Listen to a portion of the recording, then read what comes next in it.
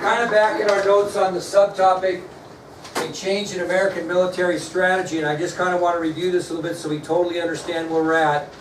After the British victory at Camden, they marched towards Charlotte, North Carolina. Their hope was to crush the colonists there, win the South, move to the North, and end the Revolutionary War. And it was at this point that the Americans understand that we can no longer stand toe-to-toe and fight the British. If we do, and we drop a battle, we're going to be done here. And so Washington assigns a new general to lead the Southern campaign, General Nathaniel Greene, and he institutes an American military strategy to a hit-and-run campaign.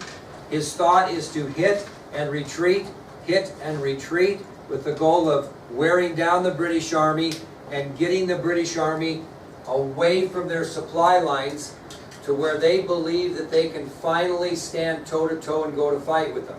Now, one thing I didn't mention yesterday is, as Greene would hit and retreat and get Cornwallis and the British farther away from their supply lines, he was actually gaining momentum and more Patriot militia was joining him.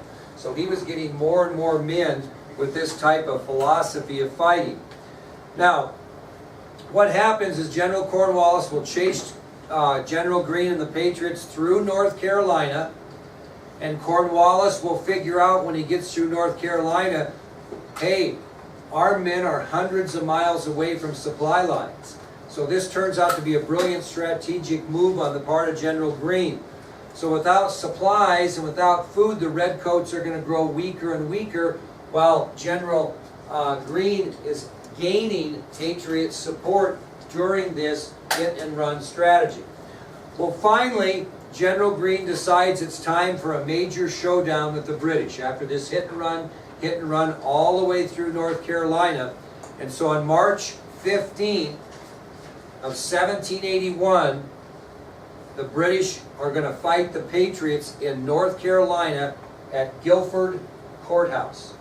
So again, General Nathaniel Greene and the Patriot forces are using the hit-and-run strategy. They're hitting and retreating. They're getting Cornwallis farther and farther away from his supply lines. They're running short on supplies and such. They're getting weaker. And finally, Greene decides it's time to try to go toe-to-toe with them. And he does so on March 15th, 1781 at Guilford Courthouse in North Carolina. So the Patriots are going to stop running and they're going to turn around and fight the Patriots. Now, with that said, General Greene understands that if his army is defeated here at Guilford Courthouse, the South is going to be lost to the British and the war is going to be over. So he throws everything he can at the British, including his one-man army, Peter Francisco. So General Greene is going to throw everything he has at the Redcoats, including his one-man army, Peter Francisco. Now again, this is written documentation. Francisco is on horseback. The only thing he's using for a weapon is his sword, and he's swinging that thing in every direction during the charge. Every time the British soldiers charge, it is documented that in one single British charge, Francisco kills 11 Redcoats with his saber. 11 in one charge. Now, he did not come out of that charge unscathed. During the killing of 11 Redcoats, he is actually bayoneted in the leg by one of the British soldiers. Now, a bayonet is for lack of a better term, a long knife on the end of the rifle, and so he was bayoneted. That bayonet went all the way through his leg and into his horse, pinning his leg against the horse's side. So during that charge, Francisco is bayoneted in the leg by a British soldier, and it pins his leg against the horse. Well, you have to picture this. Here's a big man on a horse with a British soldier with his gun and bayonet stuck through the leg, and basically what Francisco does is he grabs the end of the bayonet and pulls it out of his leg and the horse, kills the British soldier, and then retreats and takes off. That's what he does. Well, in the end, this battle at Guilford Courthouse results in the loss of 530 Redcoats who have either been killed or wounded, compared to much less Patriot casualties. So it's a military victory of sort for the Patriots. But General Greene could have lost as many men as the British, but when he was ahead of the game, what did he do?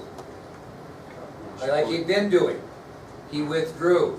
So he stood, toe to toe until he made damage, and then to keep from him losing as many soldiers as the British, he withdraws. Now, the British are kind of in shock. Okay, they've been defeated by what they think is a pretty ragtag army.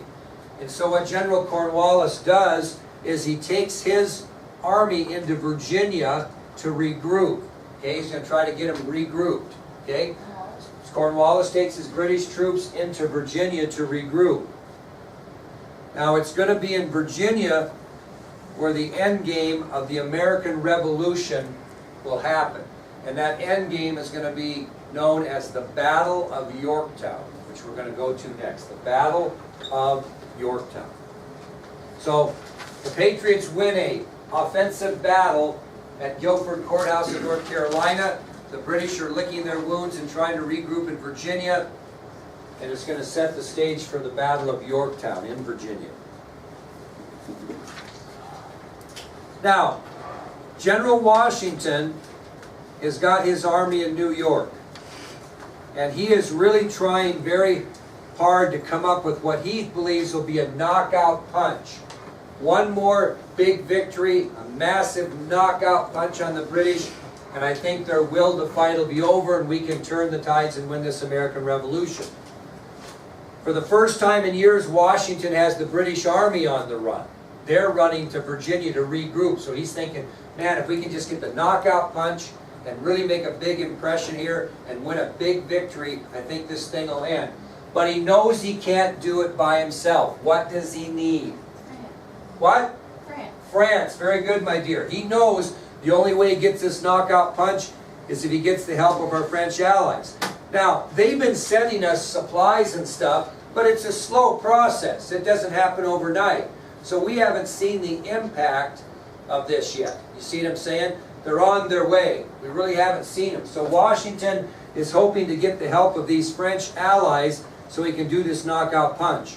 Now, Washington is trying very hard to come up with this victory, but he's a little lack on information. And this is where another person that you've never heard of is going to step into American history and make a difference. And it's going to be a Virginia slave by the name of James Armistead. James Armistead is going to step up. Because what's Washington going to want to know about Cornwallis and his troops if he's going to have the knockout punch? He's going to need to know what? If they're unhealthy, where are they at? What's their shape? Are they worth attacking? Can we beat them in a certain battle? What do we need to do? So he needs information. Well, Virginia slave James Armistead is kind of an interesting character because most slaves in the South have sided, in the colonies have sided with who? Britain, because Britain's promised if we win this war, we will treat you favorably. We'll set you free. So what James Armistead is basically is he's a servant for General Cornwallis. He serves him his tea, serves him his coffee, his meals, runs errands for him, etc. He's right in the British camp. He's right in with Cornwallis and his officers, listening to everything they have to say. And he's actually a Patriot spy, unbeknownst to Cornwallis. Cornwallis trusts him. He knows that most if not all slaves are on their side, and he's been with him a while, and this time he's been serving as a Patriot spy. Okay? Well, Armistead is one of a few slaves that decided to side with the Americans that serve as spies. So what happens is Armistead continually listens to what Cornwallis is saying because he knows General Washington needs to know which direction Cornwallis is, where their troops are heading, what kind of shape they're in, etc. So as the British devise what they're doing, Armistead listens. And he doesn't go report this. He reports it to these other slaves that are spies, and then they take that information. Well, they don't take it to Washington. They take it to Marquis de Lafayette, who has 3,200 troops and they are shadowing Cornwallis, which means they're doing what? Keeping an eye on him, seeing what he's doing. Okay? So Armistead gets all this valuable information on the movements of Cornwallis. He gives it to other slaves that are recruited on the American side as spies, and these other slaves report this information to French commander Marcus de Lafayette, who has 3,200 men and are shadowing the 8,000 men that Cornwallis has in Virginia. Is that making sense? Now, Armistead, what he finds out that's crucial occurs in August of 1781. Think about this. The British are in Virginia, coming from the Carolinas, right? They followed Nathaniel Greene and his troops all the way through the Carolinas, and now they're in Virginia. What are they short of? Supplies. How are they going to get those? They're going to get them from British ships. But British ships aren't going to sail across the land.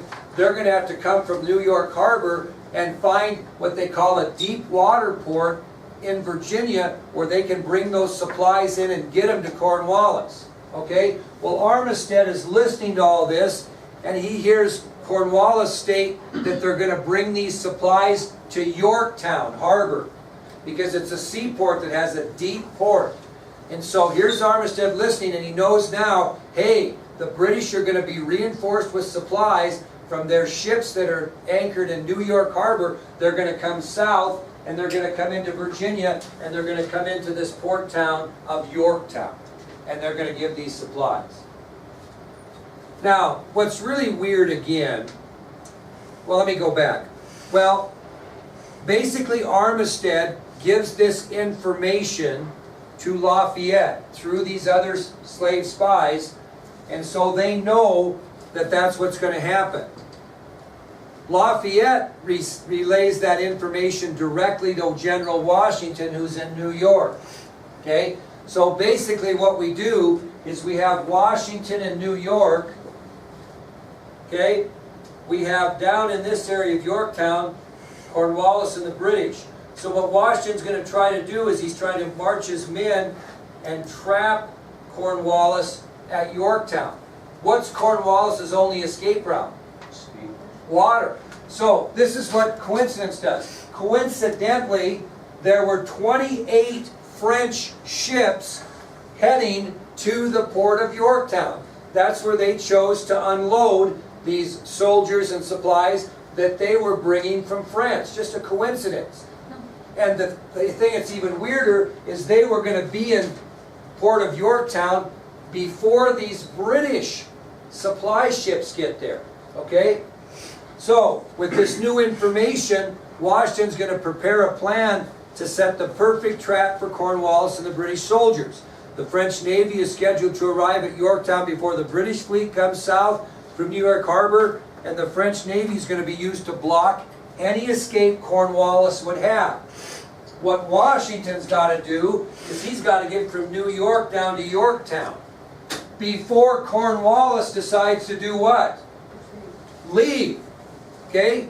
So, General Washington is going to march his men south from New York into Virginia to trap the British by land. The French fleet will be behind him in the port of Yorktown, trapping them their water route out, and this is going to force a battle at Yorktown that's going to decide the Revolutionary War. However, General Washington's plan will only work if Cornwallis and his troops stay put in Yorktown. Now, they got messengers out. Cornwallis knows that Marcus de Lafayette is shadowing him. He knows that. And he thinks the best way to handle that is to take his 8,000 soldiers and attack Lafayette and run him off. Well, if that happens, they're leaving Yorktown, and that screws up Washington's strategy. So somehow, Washington will have to try to get Cornwallis to stay put. Okay? Now, as I mentioned, how many men does Lafayette have? 8,000. Lafayette. Oh, no. 3,200. How many the British have? 8,000. No match. Well, somehow they've got to talk Cornwallis to stay where he is. Why would he? He outnumbers them 8,000 to 3,200, he thinks. Well, here comes James Armistead again. And what Cornwallis does, he's a little cautious, before he decides to go out and attack Lafayette and his men, he sends out, believe it or not, James Armistead, who he trusts, right, to go out and spy on Lafayette and come back and give him the word. So here's James Armistead, who is a Patriot spy that Cornwallis has so much confidence in that he sends him out because he feels like he wouldn't be questioned by Lafayette, to spy on Lafayette and come back and give a report to see if indeed he should go after it.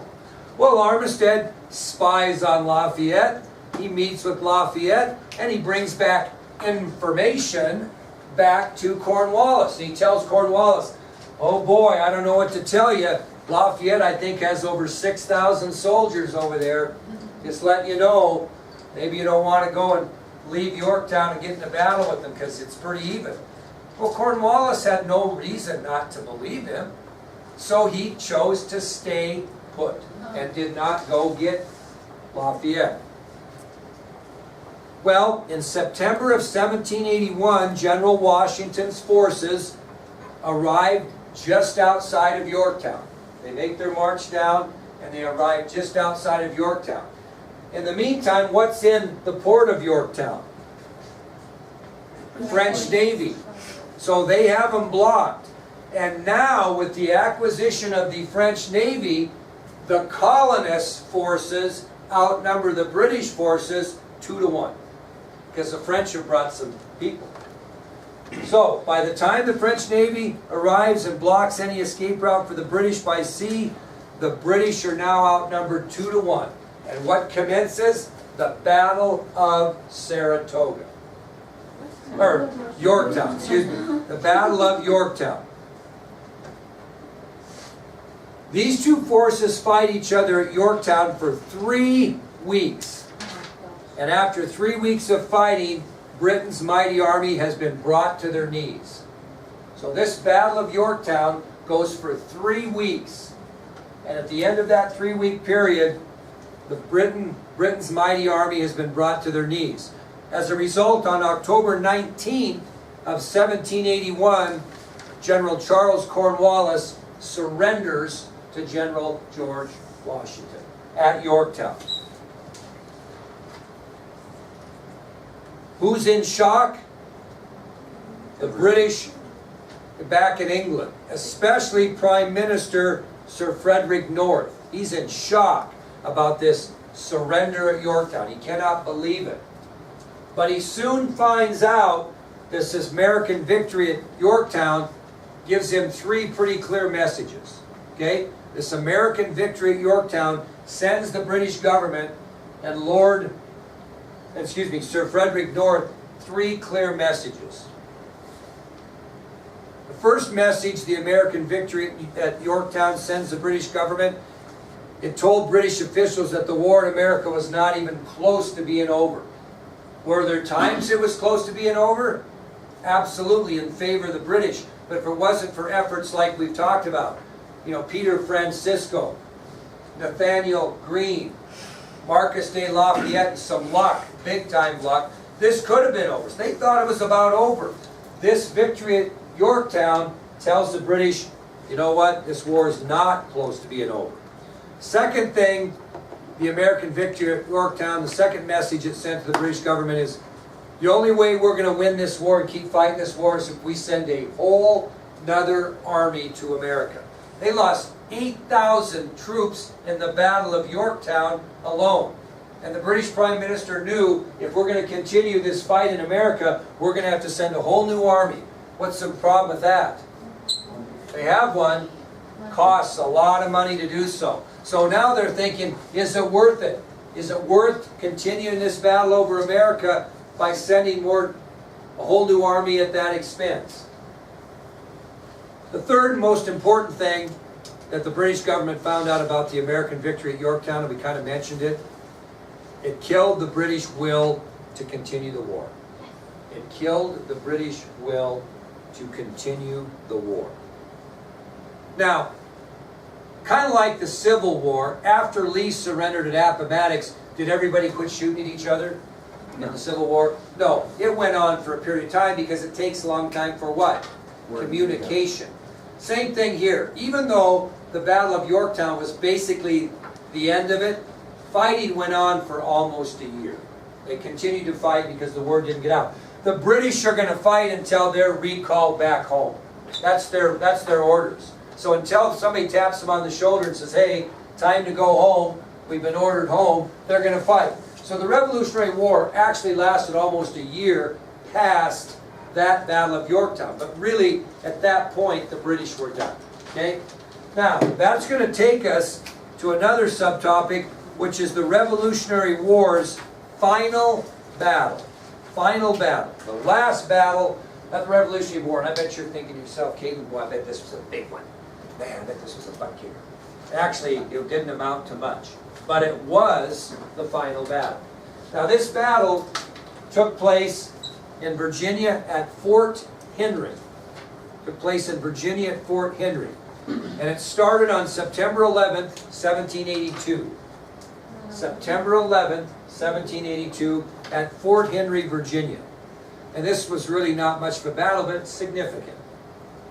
In this particular battle at Fort Henry, on September 11th, 1782, approximately 100 patriots were trapped inside Fort Henry.